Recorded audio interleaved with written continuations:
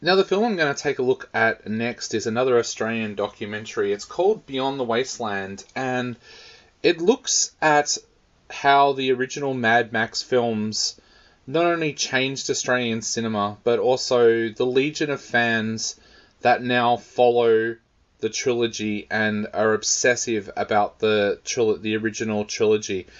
This is an amazing documentary. I've seen a lot of documentaries over the years that are called fan documentaries, and sometimes you watch them and you're like, there's just nothing in this to keep me watching. But this documentary put together by Eddie Bairethi is fantastic. It actually made me want to go back and watch the original Mad Max films again. So recently I went back and watched them.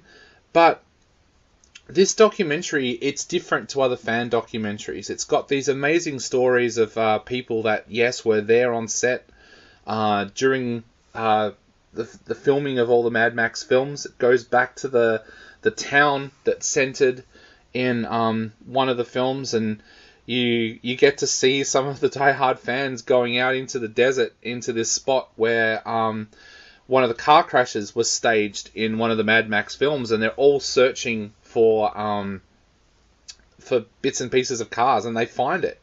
It also shows you a little bit of behind the scenes of the Mad Max Museum, and the people that run that. You hear from a person that owns one of the local hotels and what it was like having Mel Gibson come into the hotel while she was working there while they were filming. But the other thing I loved about this doco was it went back and looked at people that were in the original films and how those films changed their lives. And one of those people is Bertrand Cadet. And he talks about how being in Mad Max changed his life forever. He had this legion of fans all around the world that follow him because of his work on Mad Max. This film also looks at how universal Mad Max was. I mean, we of course know Mad Max here in Australia, but this also looks at a man in the United States who cosplays as Mad Max characters, and has almost made a living out of that. It looks at the fan base in Italy, France, Germany.